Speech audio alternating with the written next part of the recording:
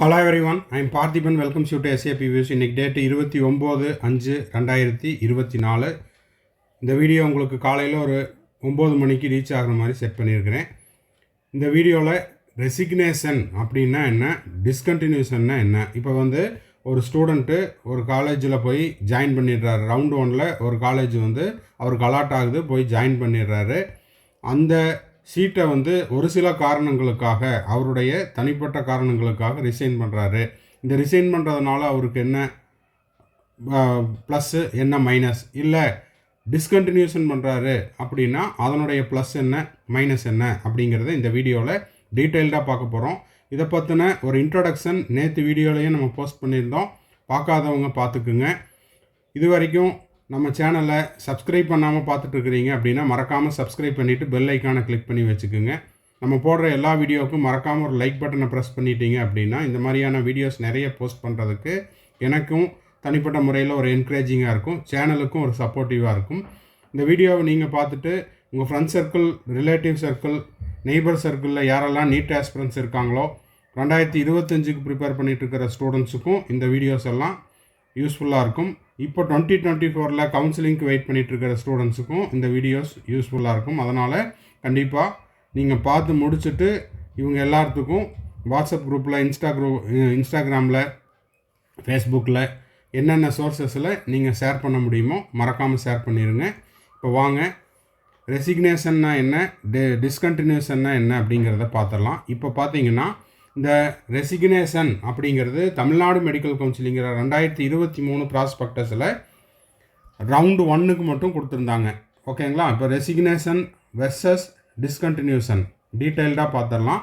Refers to the candidate after joining the course resigning the course for his R her own reasons. இப்போது resignation அப்படின்னா என்ன அப்படின்னா, ஒரு candidate round 1ல், இது ரவுண்டு 1க்கு மட்டும்தான் பொருந்தும். ரவுண்டு 1 சீட்டை மட்டும்தான் நீங்கள் என்ன பண்ண முடியும், ரிசைன் பண்ண முடியும். ரவுண்டு 1க்கு பிறகு நீங்கள் நினச்சாலும் ரிசைன் பண்ண முடியாது, அதுக்கு இடமில்லை.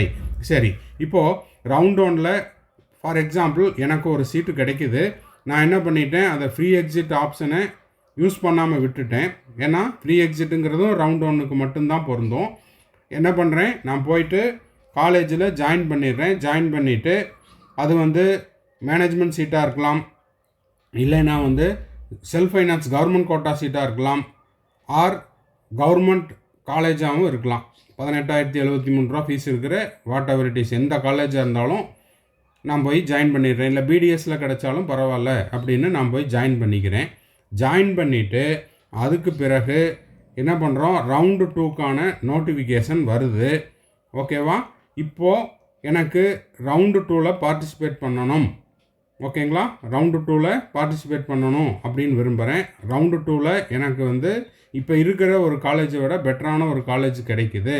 அப்படின்ற பட்சத்தில் என்ன பண்ணுறேன், எனக்கு குறிப்பிட்ட அந்த கால அவகாசத்துக்குள்ளே, ஸ்டிபுலேட்டட் டேட் அண்ட் டைமுக்குள்ளே நான் என்ன பண்ணுறேன், அந்த சீட்டை ரிசைன் பண்ணுறேன். எப்படி ரிசைன் பண்ணணும், த்ரூ ஆன்லைனில் அஃபீஷியல் வெப்சைட்டுக்கு நான் என்ன பண்ணணும், என்னுடைய ரெசிக்னேஷனை சப்மிட் பண்ணிவிட்டு அந்த ரெசிக்னேஷன் ஃபார்மை டவுன்லோட் பண்ணிவிட்டு திரும்பவும் அதை எடுத்துகிட்டு காலேஜுக்கு போயிட்டு என்னுடைய ஒரிஜினல்ஸ் எல்லாம் திரும்ப வாங்கிறது. இப்போ ஏங்க சார் ரிசைன் பண்ணணும், இதனால் என்ன பெனிஃபிட்டு அப்படின்னு பார்த்தீங்கன்னா, இந்த மாதிரி ரிசைன் பண்ணுறதுனால, அந்த கால அவகாசத்துக்குள்ளே ரிசைன் பண்ணுறதுனால என்னாகும், என்னுடைய ஃபோர்ஃபீச்சர் ஆகாது.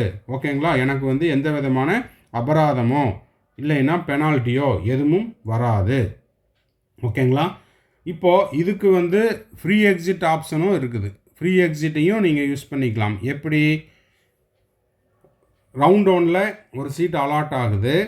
ஓகேங்களா? அந்த சீட்டு உங்களுக்கு பிடிக்கல, இல்லைன்னா அந்த சீட்டுக்கு போகிறதுக்கு விருப்பம் இல்லை அப்படின்ற பட்சத்தில் நீங்கள் அலாட்மெண்ட் ஆர்டரை டவுன்லோட் பண்ணிவிட்டு கூட காலேஜில் போய் ஜாயின் பண்ணாமல் அப்படியே நீங்கள் அந்த சீட்டை விட்டுடலாம். ஓகேங்களா? அது ஃப்ரீ எக்ஸிட்டு. இன்னொரு ஆப்ஷன் என்ன அப்படின்னா, காலேஜில் போய் ஜாயின் பண்ணிக்கிறேன். ஓகேங்களா? காலேஜில் போய் ஜாயின் பண்ணிக்கிறேன். ரவுண்ட் 2 நோட்டிஃபிகேஷன் வருது. இப்போது ரவுண்டு 1ல் ஜாயின் பண்ண சீட்டிலிருந்து நான் அப்கிரேடேஷன் போட்டுட்டு, ஓகேங்களா, அப்கிரேடேஷன் போட்டுட்டு ரவுண்டு 2ல் பார்ட்டிசிபேட் பண்ணிவிட்டு ரவுண்டு 2ல் இதை விட பெட்டரான ஒரு காலேஜ் கிடைக்குது. அப்படி இருக்கும் பட்சத்தில் ரவுண்ட் 2ல் ஒரு காலேஜ் கிடச்சிதுன்னா ரவுண்டு 1லேருந்து ரவுண்டு 2க்கு ஷிஃப்ட் ஆகிக்கலாம். ஓகேங்களா? அப்போது மோஸ்ட்லி இதை தான் வந்து அட்வைசபிள். எது? ரவுண்ட் 1ல் ஒரு காலேஜில் ஜாயின் பண்ணிவிட்டு அந்த காலேஜிலிருந்து அப்கிரேடேஷன் வாங்கிட்டு, அதாவது ரீஅலாட்மெண்ட் வாங்கிட்டு இங்கிருந்து அங்கே ஷிஃப்ட் ஆகிறது தான் வந்து அட்வைசபிள். அதாவது உங்களுக்கு கொடுக்கக்கூடிய ஒரு அறிவுரை அப்படின்னு எடுத்துக்கலாம். சரி, இப்போ இதை ஏன் சார் ரிசைன் பண்ணுறாங்க அப்படின்னா, ஒரு சில மாணவர்கள் முதல்ல என்ன பண்ணுவாங்க, ஒரு மேனேஜ்மெண்ட் கோட்டா சீட்டு கிடைக்குது, ஓகேவா, ஏதாவது ஒரு சப்போர்ட் கிடைக்குது அப்படின்னு நினச்சிட்டு போய் ஜாயின் பண்ணிடுறாங்க. என்ன சப்போர்ட்டு? Financial support. 13.5 lakhs கட்டணும். அது போக எக்ஸ்ட்ராவாக ஒரு 6 lakhs பக்கம் ஆர் 5 lakhs பக்கம் அதர் ஃபீஸஸ் எல்லாம் வந்துடும். 20 lakhs ஃபஸ்ட் இயருக்கு மட்டும் ரெடி பண்ணிவிட்டு போய் ஜாயின் பண்ணிடுறாங்கன்னு வச்சுக்கலாம். ஓகேங்களா? இப்போது அதுக்கப்புறம் அடுத்தடுத்த வரக்கூடிய வருடங்களில் அந்த ஃபீஸை வந்து என்னால் பேர் பண்ணிக்க முடியாது.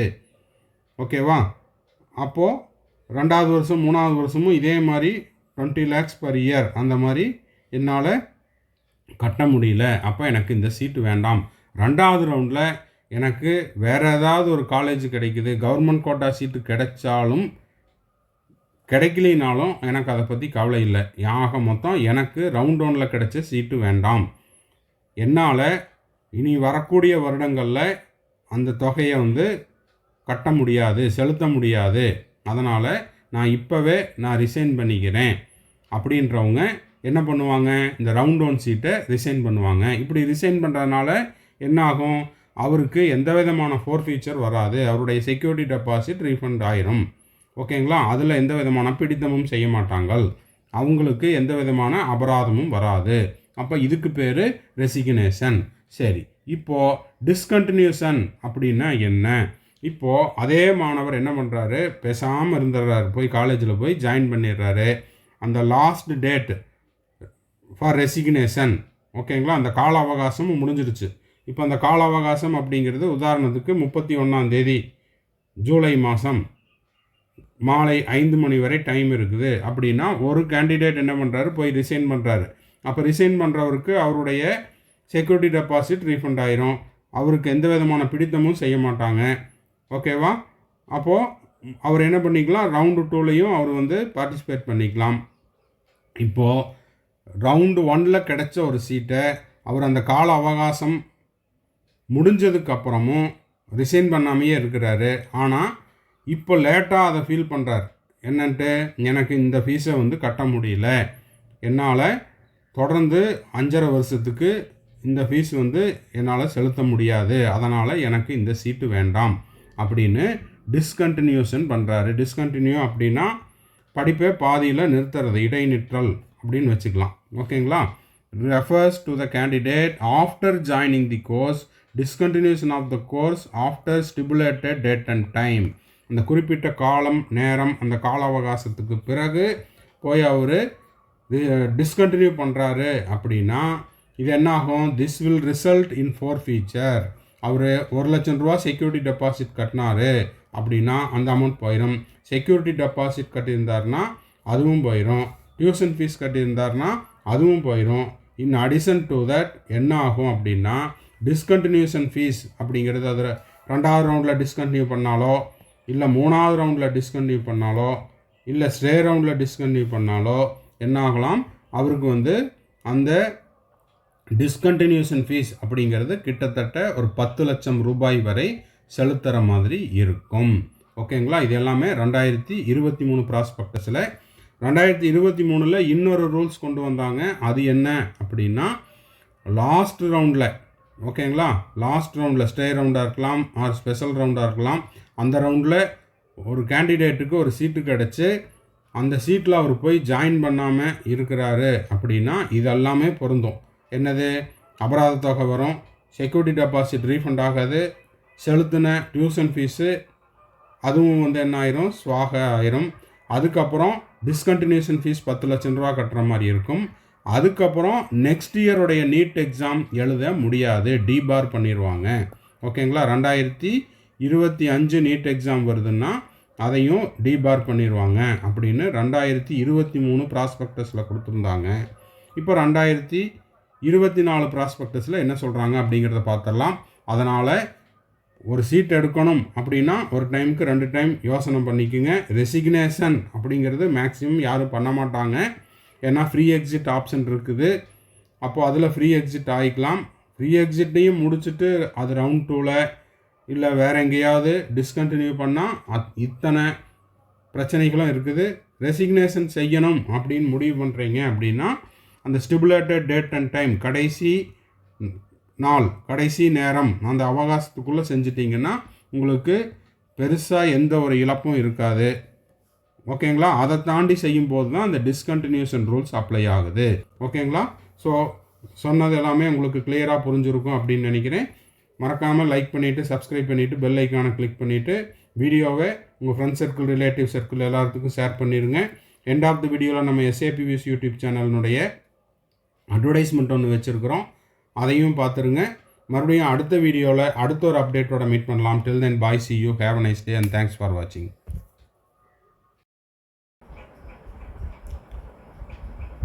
இப்போ நீட் யூஜி 2024க்கு எக்ஸாம் முடிச்சுட்டு மே 5ஆம் தேதி நடந்த எக்ஸாமை முடிச்சுட்டு கவுன்சிலிங் வெயிட் பண்ணிகிட்ருக்கிற ஸ்டூடெண்ட்ஸ் அண்ட் பேரண்ட்ஸுக்கு நம்ம கம்ப்ளீட் கவுன்சிலிங் கைடன்ஸ் ப்ரொவைட் பண்ணிகிட்ருக்குறோம் டில் த அட்மிஷன் வரைக்கும்.